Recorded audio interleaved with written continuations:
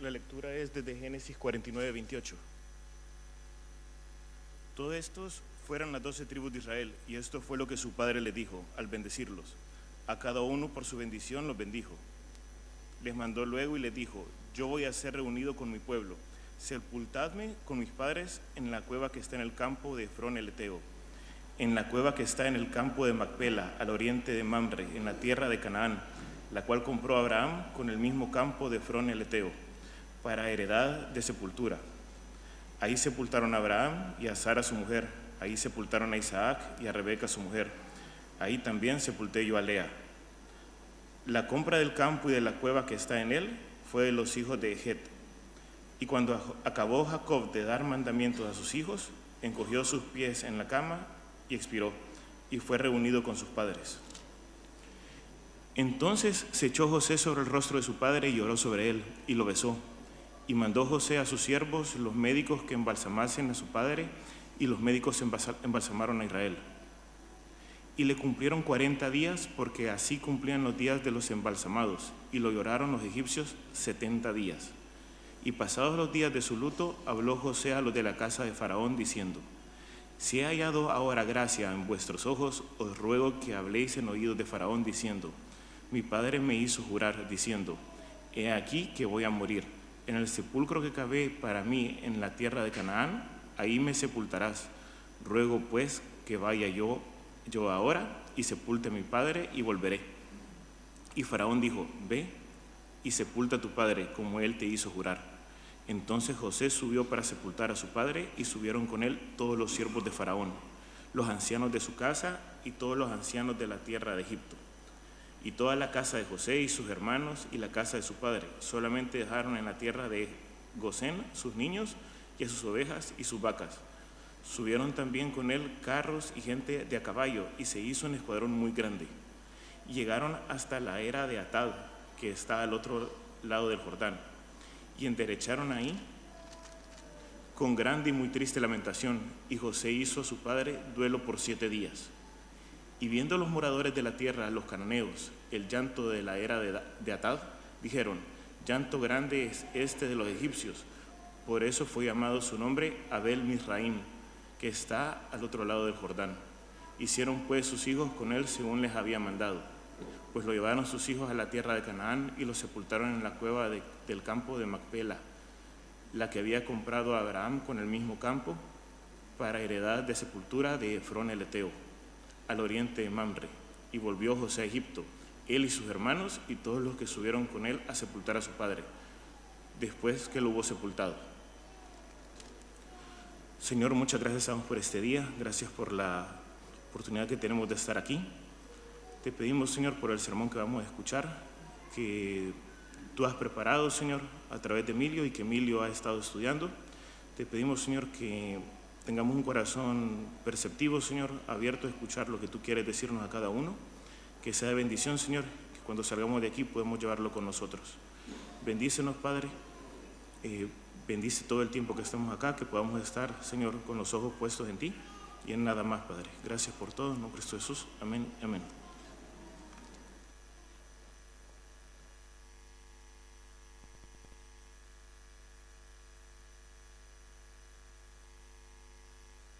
Gracias, buenos días a todos.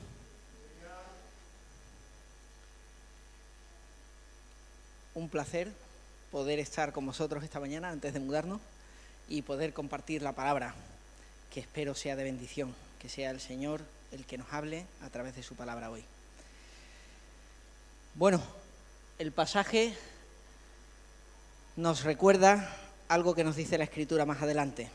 En Hebreos 11, cuando está recordándonos la vida de los patriarcas y de todos los héroes de la fe del Antiguo Testamento, se nos recuerda que estos murieron en tierra ajena sin haber recibido lo prometido. Hemos leído la muerte y sepultura de Jacob. Y vamos a ver 4 puntos sobre esta muerte. Lo primero es evidente, es que Jacob murió. Jacob, como él dice, fue reunido con sus padres. O como dijo David a Salomón antes de morir: voy a recorrer el camino de todos los hombres en la tierra. Desde Génesis, desde la caída, se nos recuerda en las distintas genealogías que todos los hombres nacen, normalmente engendran hijos e hijas, viven X años y mueren. Esta es la constante que se repite hasta hoy, con dos excepciones. ¿Sabéis cuáles son las dos excepciones que hay en el Antiguo Testamento? Alguien no vio muerte. ¿Quién fue? Enoc, efectivamente. Caminó con Dios y no vio muerte. Y hay otro personaje en el Antiguo Testamento que no llegó a ver la muerte. ¿Sabéis quién fue? Aparece en el monte de la Transfiguración con Jesús. Elías, efectivamente, que fue llevado en un torbellino, un carro de fuego, se interpuso entre él y Eliseo y él fue llevado en un torbellino al cielo con el Señor. Pero quitando estas dos excepciones, se cumple la norma de que todos los hombres, todos los seres humanos, deben recorrer este camino de la muerte. Y eso, si Cristo no viene antes, nos incluye a ti y a mí.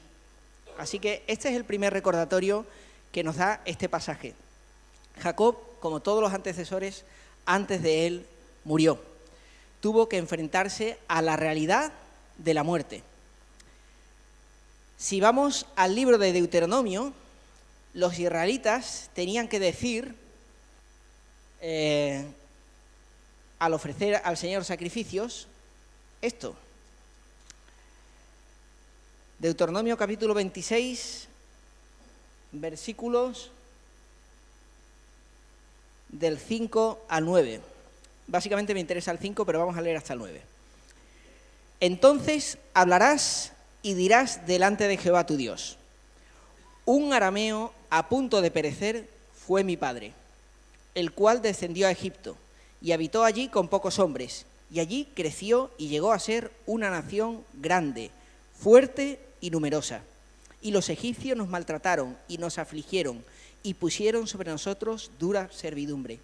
Y clamaron a Jehová, el Dios de nuestros padres, y Jehová oyó nuestra voz y vio nuestra aflicción, nuestro trabajo y nuestra opresión. Y Jehová nos sacó de Egipto con mano fuerte, con brazo extendido, con grande espanto y con señales y con milagros.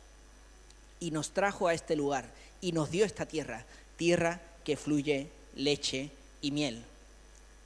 Así que vemos que los mismos israelitas, por orden de Dios, tenían que recordar que ellos descendían de un arameo a punto de perecer, refiriéndose a Abraham. Y Dios le recuerda también al pueblo de Israel que ellos son el pueblo escogido, no porque ellos sean mejores que ningún otro pueblo, sino porque el Señor quiso cumplir la promesa hecha a los patriarcas, a sus padres. Así que no hay nada en nosotros de lo que tengamos que vanagloriarnos de por qué el Señor actúa con nosotros como actúa. Es solamente su gracia soberana por la cual Él ha mostrado misericordia hacia nosotros. Fijaos, frente al orgullo que suelen manifestar los pueblos, especialmente si leéis crónicas de pueblos antiguos, los reyes siempre contaban sus crónicas, contaban sus victorias, no solían contar sus derrotas, exageraban sus proezas y todos sus logros. Y sin embargo, el pueblo de Dios tenía que recordar que un arameo a punto de perecer fue mi padre. Qué distinto es el relato bíblico a las historias humanas. La Biblia no esconde la fragilidad de sus protagonistas. No esconde los pecados de Abraham, el padre de la fe, que dudó y mintió para protegerse, y que Dios tiene que reprenderle su falta de fe también, y sufrió por ello. La Biblia no nos oculta tampoco los fallos de Isaac y de Rebeca, mostrando favoritismo hacia uno de sus hijos, ese matrimonio dividido, uno más de Esaú, otra más de Jacob. La vida de Jacob se nos muestra en toda su miseria en la Escritura. Si hay alguien que conoció bien la gracia de Dios fue Jacob. Se nos muestra claramente, extendidamente, en Génesis. Vemos cómo Jacob, desde su nacimiento, era el suplantador. Era aquel que salió agarrado al talón de su hermano. Era aquel que suplantó a su hermano para conseguir la bendición. Era un tramposo, y la Biblia no lo oculta. La Biblia no halaga el corazón humano, Decía John Wesley que si queréis una demostración de que la Biblia es la palabra de Dios, ved cómo la Biblia no nos dice lo que nos gustaría escuchar, ni nos halaga los oídos con lo que queremos y nos gusta escuchar, sino que nos dice, realmente nos muestra en un espejo lo que somos. Somos seres mortales, frágiles, llenos de defectos, y lo vemos en la vida de Jacob. Jacob era un tramposo. No solamente engañó a su padre, intentó engañar también a su suegro, aunque ahí dio con la horma de sus zapatos, y también él sufrió engaño. Y sufrió también por sus engaños. No pudo estar con su madre cuando ella falleció, ya que tuvo que huir porque su hermano lo quería matar. La vida de Jacob nos muestra no la vida de un hombre grande, sino un Dios grande. No hablamos de grandes hombres, sino de un Dios que puede hacer grandes cosas con criaturas frágiles y pecadoras como nosotros. En una entrevista decía el cantante de U2, Bono, que si la ley del karma es cierta, yo estoy en grandes problemas, decía él, porque en la vida he hecho muchas tonterías, pero prefiero acogerme a la gracia. Y yo creo que muchos nos tenemos que identificar con él y decir que si la ley del karma fuese cierta, estamos en serios problemas, porque todos hemos hecho cosas o hemos dejado de hacer cosas que deberíamos haber hecho. Y sin embargo, lo que la Biblia nos muestra es la gracia de Dios, que Dios se manifiesta a través de la vida de hombres pecadores, y no solamente eso, nuestros pecados no es que no le pillen de improviso, sino que Dios, además de tenerlo todo previsto, incorpora nuestros errores y nuestros pecados a su plan maravilloso de buen propósito. ¿Sabéis cuál es el peor pecado que se ha cometido en la historia? ¿Sabéis cuál es la mayor injusticia que se ha cometido en la historia? Pues es a la vez el mayor acto de salvación de la historia. Fue la crucifixión del único inocente y justo.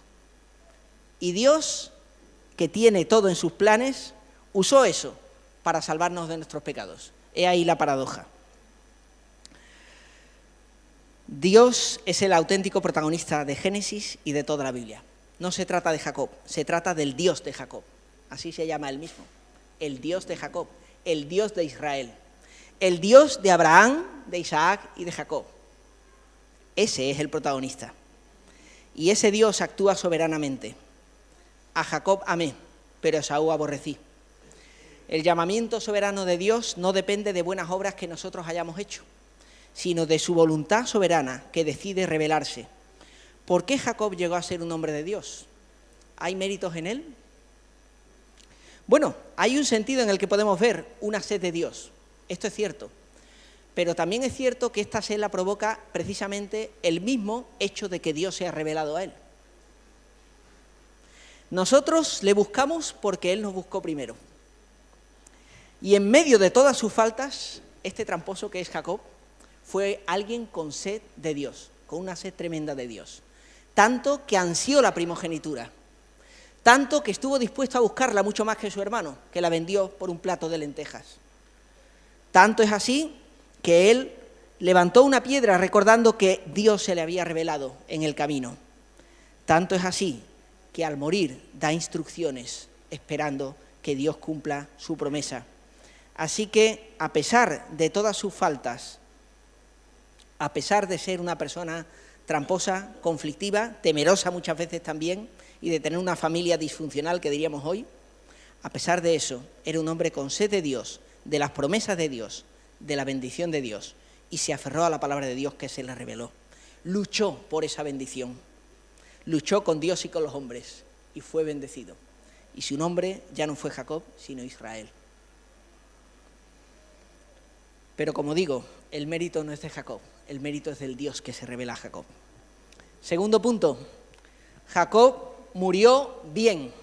Se nos dice aquí que Jacob, al morir, bendijo a sus hijos. Esto lo predicó Fran la semana pasada. Y vemos cómo él bendice a su familia. Todo esto nos está indicando, su muerte y su sepelio, que Jacob murió en buena vejez, a pesar de todos sus sufrimientos, y que él mismo dice, pocos y malos han sido los días de mi vida. Finalmente, Jacob muere en buena vejez, rodeado de su familia, rodeado de los suyos. muere con más de 100 años. O sea, estamos hablando de la vida de una persona que muere después de una larga vida, puede ver a sus hijos, a sus nietos, puede bendecirlos y muere como patriarca. El hecho de que él da bendición, bendice incluso al faraón, ya nos está indicando que Jacob es alguien bendecido por Dios y que está puesto en una autoridad para bendecir a otros también. Así que Jacob se puede decir que tuvo una buena muerte.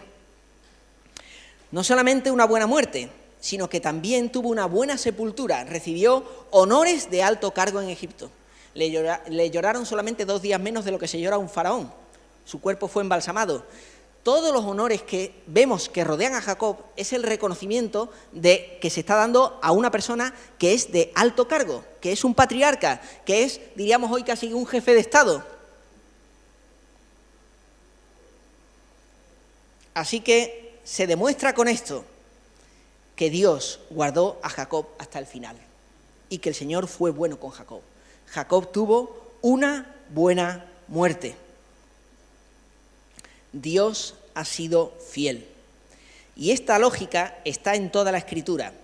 Si Dios ha sido fiel hasta aquí, lo será en el futuro. Y esta es también la idea que se está dando aquí. Todo lo que ocurre nos está apuntando a algo que va a ocurrir más adelante también. El éxodo que se produce para el entierro de Jacob nos está avisando de que el pueblo de Israel tiene un llamamiento hacia esa tierra y por eso él da instrucciones también.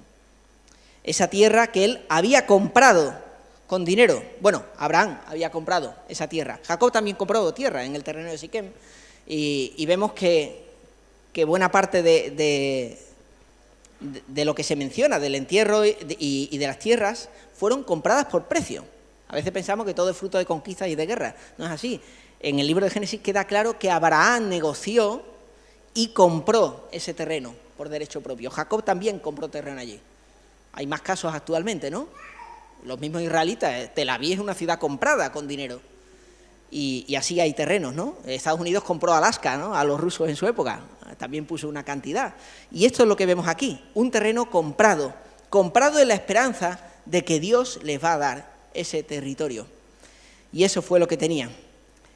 Y vemos el favor que cuenta por parte del faraón, de que es honrado, permite que José vaya a enterrar a su padre, que le lloren, y vemos que tanto es el llanto que recibe al final el lugar, el nombre Abel Mizraim, o sea, la idea de pradera de Egipto, o llanto de Egipto, o duelo de Egipto. O sea, vemos que fue algo muy sonado en todos los pueblos de alrededor, que lamentaron mucho la muerte de Jacob, y allí es enterrado, en el encinar de Manré, en el territorio de Efrón, eteo o hitita. De igual manera que David también compró la era de Ornán el Jebuseo y allí construyó también el templo. Vemos cómo todo esto cumple las promesas del Señor. Y vemos también que Jacob está incluso esperando en las promesas del Señor, porque no es enterrado con su amada Raquel, sino que es enterrado con sus ancestros, con su esposa Lea, y donde él espera que regrese la familia. Sin embargo, hay otro tema. Jacob no solamente murió bien, murió con esperanza. Pero como nos recuerda la Escritura, la esperanza que se ve no es esperanza, porque lo que uno ve, hay que esperarlo. Así que vemos que quedan promesas por cumplir. Todo lo que está haciendo Jacob es porque espera que Dios va a cumplir la promesa de ese territorio que le fue prometido. Cuando Dios se manifiesta a Abraham, le promete que lo va a bendecir. Le promete que va a tener una gran descendencia, va a ser padre de naciones, de multitudes. Le promete que en él serán benditas todas las naciones de la tierra, que va a ser de bendición a las naciones, que su descendencia sería numerosa, un pueblo escogido, y que además tendrían esa tierra por heredad. Esta es la promesa a la que se aferró Abraham, Isaac y Jacob. Sin embargo, Jacob no ve cumplida esta promesa, como hemos visto antes en el título. Estos murieron en tierra ajena sin haber recibido lo prometido. Y nosotros, como cristianos, vemos a la luz de la palabra, a la luz de la cruz, estos acontecimientos del Antiguo Testamento. Leemos el Antiguo Testamento a la luz del Nuevo. ¿Y qué es lo que nos dice el Nuevo Testamento? sobre estas promesas? Pues en Hebreos 11 se nos dice qué es lo que pasaba. Conforme a la fe murieron todos estos sin haber recibido lo prometido, sino mirándolo de lejos y creyéndolo y saludándolo y confesando que eran extranjeros y peregrinos sobre la tierra. Porque los que esto dicen claramente dan a entender que buscan una patria, porque si hubiesen estado pensando en aquella de donde salieron, ciertamente tenían tiempo de volver, pero anhelaban una mejor, esto es celestial, por lo cual Dios no se avergüenza de llamarse Dios de ellos, porque les ha preparado una ciudad. Y como se nos dice al final del capítulo, preparando Dios alguna cosa mejor para nosotros, para que no fuesen ellos perfeccionados aparte de nosotros. Os aconsejo que leáis todo el capítulo 11 de Hebreos y después volváis a leer este pasaje, porque tiene mucho que decir acerca de esto. Claro, alguno dirá, espera, estás sobreleyendo aquí el pasaje donde habla del cielo. Es más, en el libro del Génesis, en el Antiguo Testamento, en el Pentateuco sobre todo, no vemos unas pistas claras de la vida futura. ¿No es así? De hecho, los saduceos no creían en una vida futura, ni en la resurrección del cuerpo, y creían en el Pentateuco, era la única parte de la Escritura que aceptaban, los saduceos. ¿Qué pensáis? ¿Estamos leyendo más de la cuenta o está aquí esa idea? Cuando Jesús debate con los saduceos, les recuerda que Dios es el Dios de Abraham, de Isaac y de Jacob, y que Dios no es Dios de muertos, sino de vivos, pues para Él todos viven. Y para entender esto, aparte de mirar esto a la luz de la cruz, tenemos que entender lo que se ha prometido y lo que Dios cumplió. En la Escritura muchas veces hay un cumplimiento parcial de las promesas de Dios que esperan un cumplimiento total y definitivo. La promesa, en un sentido, se cumplió, lo hemos leído antes en Deuteronomio y lo veremos también más adelante. Israel se multiplicó, fue una gran nación, recibió su tierra prometida, fue el pueblo escogido por Dios y fue depositario de su revelación, como nos recuerda Pablo en Romanos capítulo 3. ¿Qué ventaja tiene ser judío? Mucho, en todas maneras. De entrada, a ellos les ha sido conferida la palabra del Señor. Así que, en muchos aspectos, esta promesa ya se cumplió. Dios cumplió las promesas al pueblo de Israel. Y la salvación, la bendición para todas las naciones vino a través del pueblo judío. Esto no lo tenemos que olvidar nunca. Somos bendecidos porque el Señor nos trajo un Salvador que vino del pueblo de Israel. Y gracias a Él somos todos salvos. El Evangelio de Dios es salvación para todo aquel que cree, al judío primeramente, y también al griego, que somos nosotros, a los no judíos, los gentiles. Sin embargo, esta simiente, este Salvador, cumple las promesas de una manera más plena de lo que se esperaba en un primer momento. Como dice en Hebreos 11, ellos esperaban esta salvación saludándolo de lejos. No entendían todo lo que significaba, no entendían la profundidad de todo lo que Dios había prometido.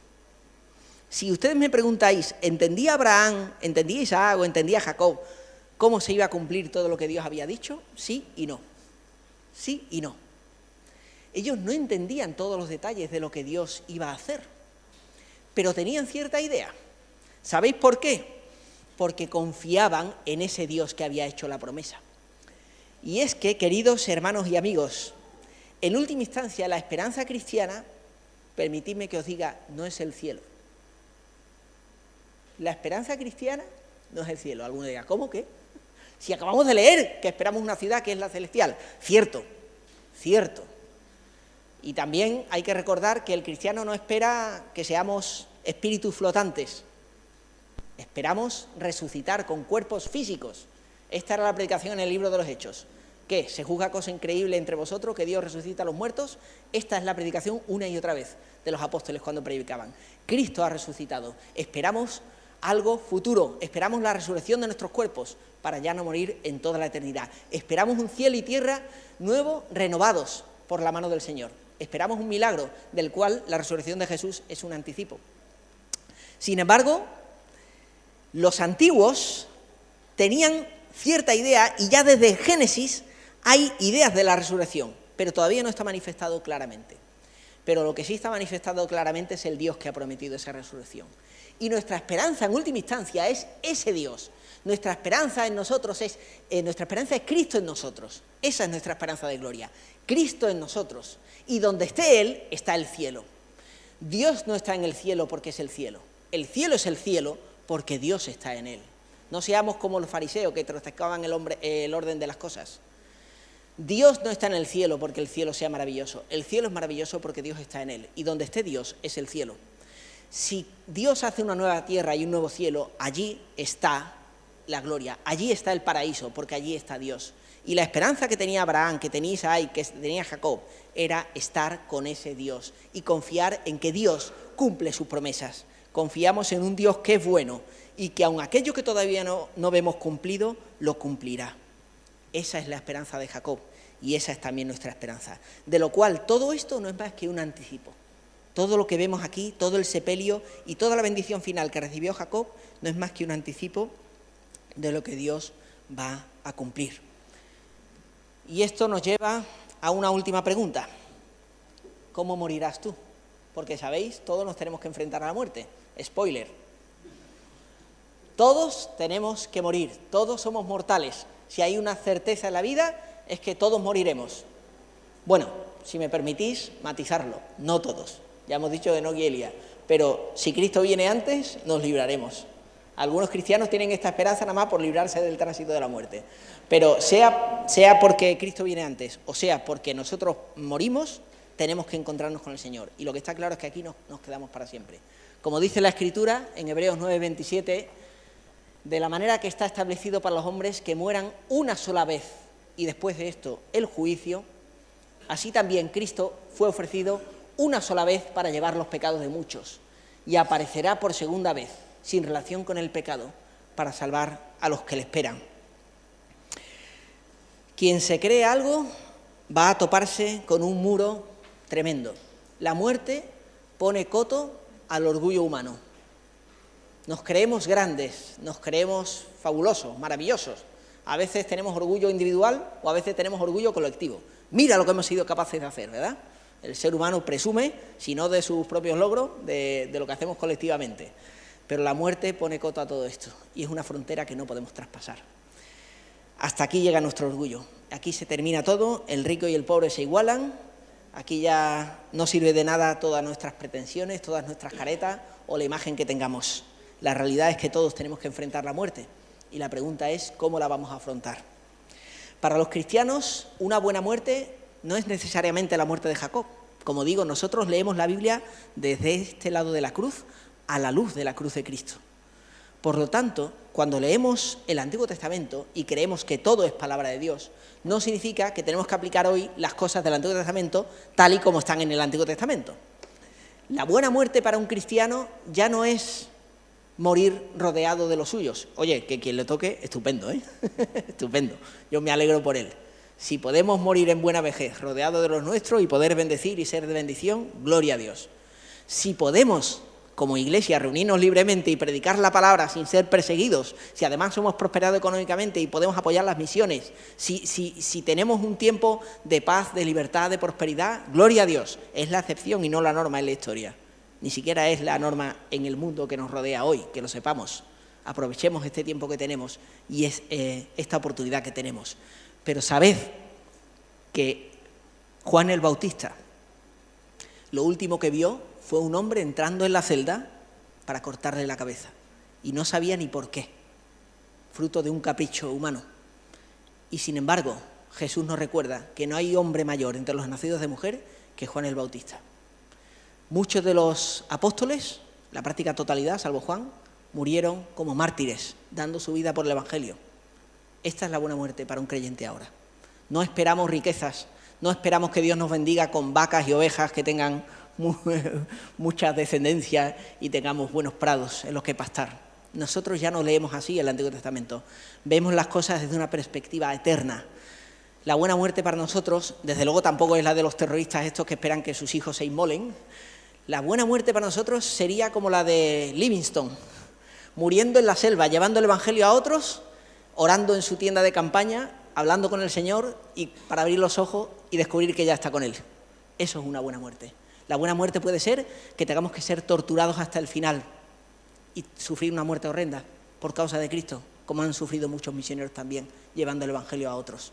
Nuestra perspectiva es una perspectiva eterna, pero lo que es ineludible es que todos tendremos que comparecer ante el Señor.